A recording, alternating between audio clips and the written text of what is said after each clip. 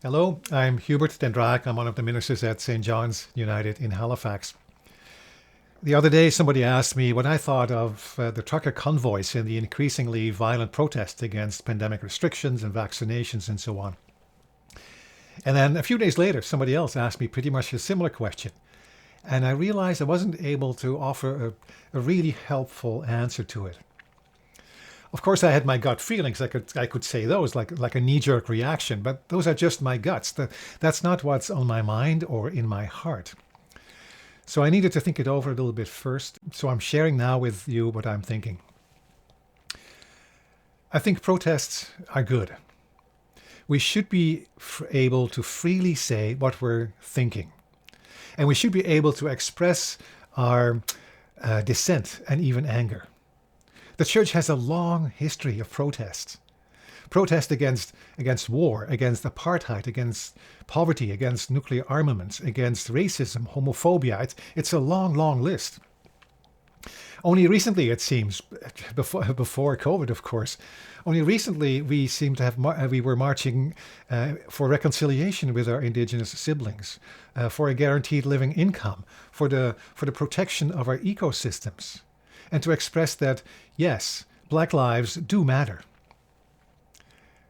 Back in the 60s, Reverend Martin Luther King showed us the power of protest as he transformed the rage of the black population into a powerful civil rights movement that brought an end to racial segregation laws, something that nobody was even dreaming would be possible.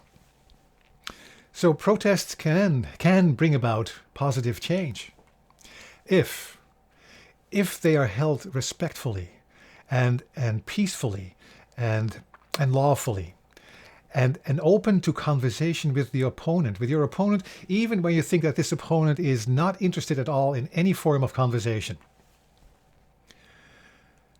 Much of what has been happening in Ottawa and other Canadian cities and at border crossings is none of the above.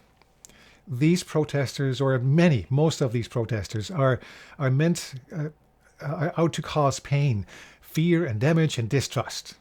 These protesters are not creating community, they are ripping them apart. Now, I get it, absolutely, of course. We all want this to be over. We all want our freedom back, whatever that may mean. But not if it's at the expense of the vulnerable, our elders, the sick, the immunocompromised, many, many other people. See, it's not just about your life. It's also about taking responsibility for others so they can have a life too. And that's completely within your power. And if vaccinations help me do it, if masking helps me do it, if physically distancing helps me do it, then I will do that so as long as it's required, as long as it takes. Protests are okay. But most of the kind of protests we're seeing right now are problematic. They are not peaceful, not respectful, and not lawful. So as people of faith, how should we respond to all this? Well, first, pause. Pray. Make yourself quiet. Slow down to gain a wider perspective. Don't be provoked into saying or doing things we shouldn't. Don't react from your guts, but respond from the heart. If you need to, talk it over with somebody you trust.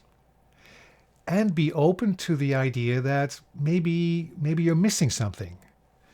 Take a step back from the nitty-gritty and the details and try to see the bigger picture, because there's always a bigger picture. And only then, only when you are calm and ready, speak out. Speak out. Not by honking or yelling back, but by showing that there's another way of dealing with differing opinions, by being respectful, by listening deeply to one another, and by showing that we can do better than this. People who cause pain and damage and hurt are often people who have been damaged and hurt themselves. Faith communities can offer places of healing and of compassion, offering everyone that there's a third way that's beyond simply being right or wrong, being friend or enemy, being about restrictions or freedom. And it's the way of Jesus Christ.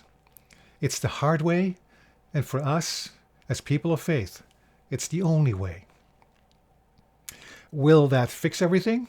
Probably not. At least not immediately. But it will make a change. And it's a start. And we need to start somewhere to help this turn around somehow. Now, mind you, this will be hard and humbling work. So thank God for Jesus, who already showed us every step along the way, and for the Spirit who hears us and empowers us when we are ready just to give up. Remember, we are in this together, all of us. And also remember that we are not alone. Thanks be to God.